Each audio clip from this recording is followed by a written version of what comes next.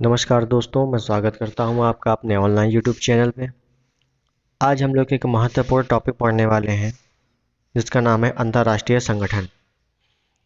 आने वाले सभी एग्ज़ाम्स, चाहे वो यूपी पीसीएस हो, वीडियो एग्ज़ाम हो जो बहुत जल्द होने वाला है, आरओ या आरओ हो, और यूपी ट्रिपल एससी का कोई भी एग्ज़ाम हो, ये एसएससी का भी कोई भी एग्ज़ाम हो, तो इससे एक या दो क्वेश्चन आते ही आते हैं।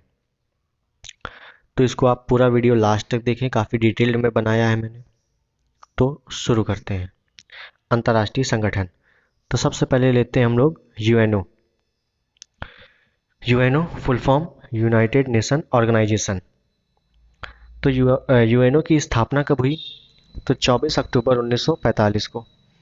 तो आपसे ऐसे ही पूछा जा सकता है कि यूएनओ दिवस कब मनाया जाता है? तो 24 अक्टूबर को। याद रखिएगा, यूएनओ दिवस 24 अक्टूबर को मनाया जाता है। यूएनओ का मुख्यालय कहाँ है? हेडक्वार्टर कहाँ पे है? तो हेडक्वार्टर इसका न्यूयॉर्क में है।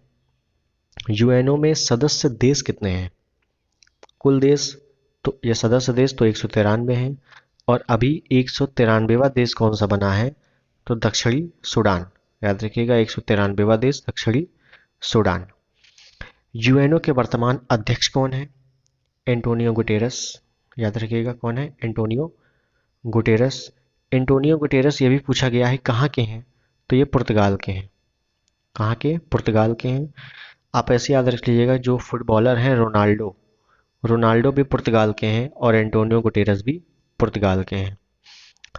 यूएनओ की आधिकारिक भाषा क्या है? या आधिकारिक भाषा कितनी है? तो यहाँ से पूछा जा सकता है। तो एक ट्रिक है, आप याद रख लीजिए फेसर्स। तो फेसर्स में 6 लेटर आ रहे हैं, तो 6 आधिकारिक इसकी भाषाएं हैं। कौन कौन सी भाषा है? एफ से फ्रेंच, ए से अरबिक, सी से चीनी या चाइनीज, ई से इंग्लिश, आर से रूसी या रशियन, और एस से स्पेनिश। ये इसकी आधिकारिक भाषाएं हैं। अगर पूछा जाए कि यूएनओ की कार्यकारी भाषा कौन सी है, तो कार्यकारी भाषा इसकी दो ही हैं। मतलब यूएनओ में जितने भी कार्य होते हैं वो केवल दो भाषाओं में होते हैं, एक इंग्लिश और एक फ्रेंच। ये भी याद रखिएगा। चलिए आगे देखते हैं। यूएनओ के आधिकारिक भाषाएं 6 हैं और यूएनओ के अंग भी पूछा जाए तो वो भी 6 हैं। यूएनओ के अंग कितने हैं? 6 हैं। कौन कौन से? महासभा, सुरक्षा परिषद, आर्थिक और सामाजिक परिषद। ये परिषद थोड़ा सा दूर हो गया है, तो इसके साथ में यह है आर्थिक और सामाजिक परिषद, अंतर्राष्ट्रीय न्यायालय और सचिवालय। ये प्रमुख 6 अंग हैं और इन 6 में से 5 अंग ऐसे हैं जिनका मुख्यालय न्यूयॉर्क में ही है। कौन कौन से? महासभा, सुरक्षा परिषद, आर्थिक और सामाजिक परिषद और सचिवालय। अंतर्राष्ट्रीय न्यायालय का मुख्यालय यहाँ पर न्यूयॉर्क में नहीं है। तो ये कई बार क्वेश्चन पूछा गया है कि यूएनओ के किस अंग का मुख्यालय न्यूयॉर्क में नहीं है? तो अंतर्राष्ट्रीय न्यायालय। तो इसका मुख्यालय कहाँ पे है? थोड़ा डिटेल में देखते हैं इसके बारे में। अंतर्राष्ट्रीय न्यायालय, तो याद रखिएगा, अंतर्राष्ट्रीय न्यायालय का हेडक्वार्टर जो है वो नीदरलैंड में है, द हेग में है। और अगर डीपली पूछा जाए तो पीस पैलेस बिल्डिंग में है, पीस पैलेस। तो याद रखिएगा, नीदरलैंड, नीदरलैंड में इसका मुख्यालय है। अंतर्राष्ट्रीय न्यायालय में न्यायाधीशों की कुल संख्या कितनी है? 15 है। याद रखिएगा, कुल न्यायाधीश 15 है। और इन 15 न्यायाधीश जो हैं उनका कार्यकाल कितना है? 9 वर्ष का कार्यकाल होता है। और अंतर्राष्ट्रीय न्यायालय में एक भारतीय हैं, उनका नाम है दलवीर भंडारी। अगर किसी ने अभी पीसीएस जे का पेपर देखा हो तो पीसीएस जे में ये क्वेश्चन पूछा गया था कि अंतर्राष्ट्रीय न्यायालय में भारतीय न्यायाधीश कौन है? तो दलवीर भंडारी हैं। ये अभी पीसीएस जे में क्वेश्चन पूछा गया है। चलिए आगे देखते हैं। दूसरा अंतर्राष्ट्रीय संगठन लेते हैं, सार्क। सार्क का full form South Asian Association for Regional Corporation. SAARC कई बार पूछा जाता है, काफ़ी इंपॉर्टेंट ऑर्गेनाइजेशन है ये। तो स्थापना इसकी कब होती है? 8 दिसंबर 1985 को, 8 दिसंबर 1985। और सार्क का हेडक्वार्टर कहाँ पे है? काठमांडू, काठमांडू नेपाल। ठीक है, इसका हेडक्वार्टर है। इसके सदस्य देश कितने हैं? 8 हैं। सार्क से ये कई बार क्वेश्चन पूछा गया है कि निम्न में से सार्क का सदस्य देश कौन सा नहीं है?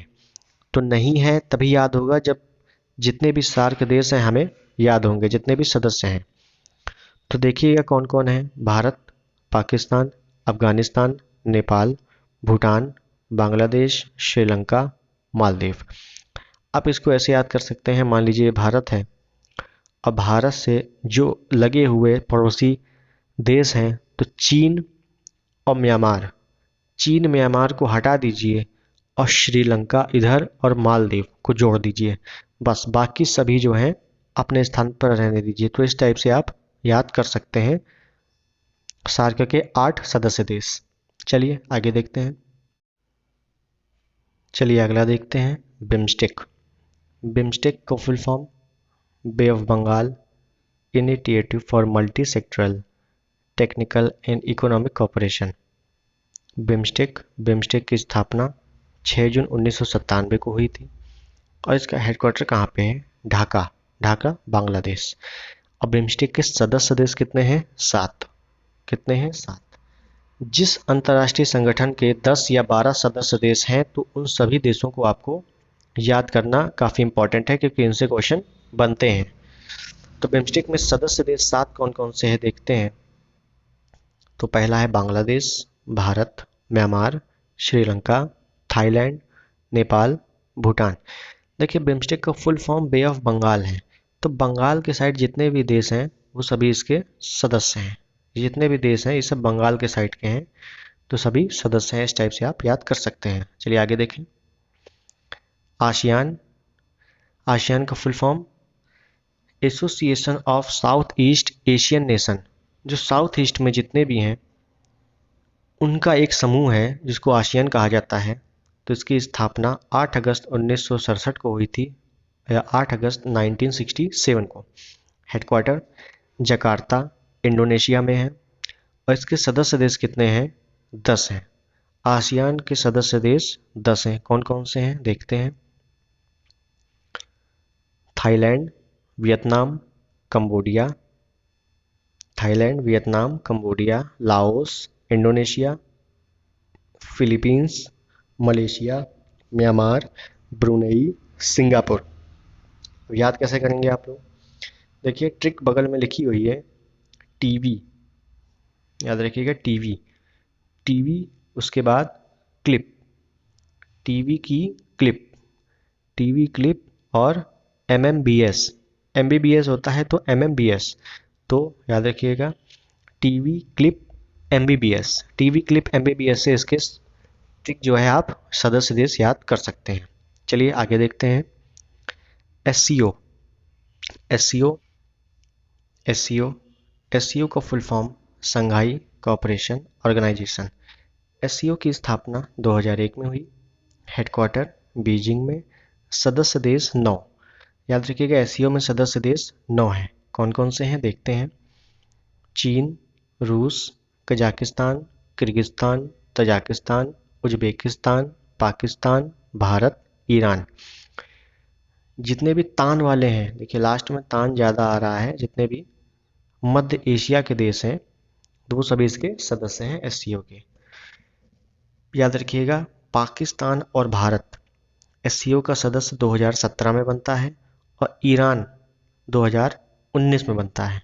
तो ये जो एससीओ का सबसे अंतिम देश है, जो नवा सदस्य देश है, वो है ईरान। ये क्रम से लगे हुए हैं, देख लीजिएगा।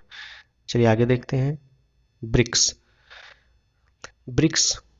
ब्रिक्स को इसे R5 भी कहते हैं। याद रखिएगा ब्रिक्स को क्या कहते हैं? R5 भी कहते हैं। आप सब ब्रिक्स ना पूछकर R5 ही पूछ सकता है।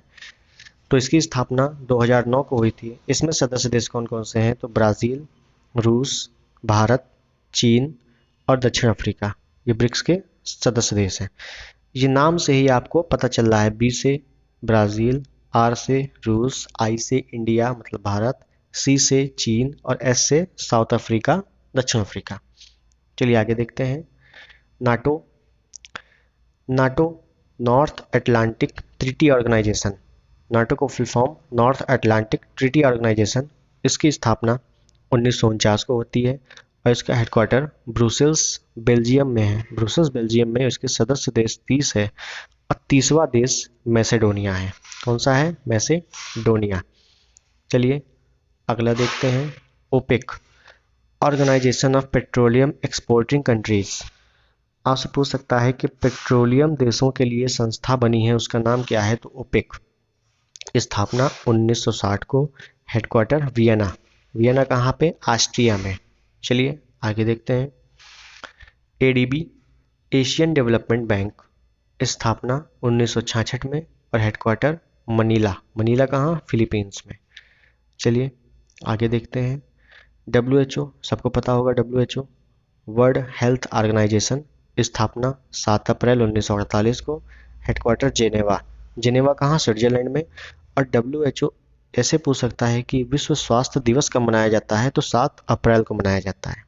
चलिए आगे देखते हैं, UNESCO, United nation educational scientific and culture. इसकी स्थापना 1945 को होती है और हेडक्वार्टर पेरिस में है। आगे देखते हैं, यूनिसेफ, यूनिसेफ की स्थापना 1946 को, इसका हेडक्वार्टर न्यूयॉर्क में है। छोटे छोटे संगठन हैं, ये डायरेक्ट पूछ लिए जाते हैं। देखते हैं, आईएलओ, इंटरनेशनल लेबर ऑर्गेनाइजेशन, अंतर्राष्ट्रीय मजदूर संघ। इसकी स्थापना 11 अप्रैल 1919 को होती है और हेडक्वार्टर जेनेवा में है। इसके इम्पोर्टेंट ये है कि इसको नोबेल अवार्ड मिल चुका है 1969 में शांति का। तो इसे पूछा जा सकता है कि आईएलओ को 1969 में किस क्षेत्र में नोबेल अवार्ड मिला? तो शांति के क्षेत्र में मिला। चलिए आगे देखते हैं, रेड क्रॉस, काफ़ी इम्पोर्टेंट संस्था है। इसकी स्थापना 1863 को होती है, हेडक्वार्टर जेनेवा में है। जी एकमात्र संस्था ऐसी है जिसको शांति का नोबेल अवार्ड 3 बार मिल चुका है, 1917 में, 1944 में और 1963 में। ये काफ़ी इम्पोर्टेंट संस्था है। पूछ लेगा कि निम्न में से किस संस्था को 3 बार नोबेल अवार्ड शांति में मिला है? तो रेड क्रॉस को। चलिए आशा करता हूँ आपको समझ में आया होगा। अगर आप चैनल पर नए हैं तो सब्सक्राइब करिए, बेल आइकन पर क्लिक करिए ताकि इस तरह की सभी वीडियो आपको पहले मिल सके। तब तक के लिए धन्यवाद। जय हिंद।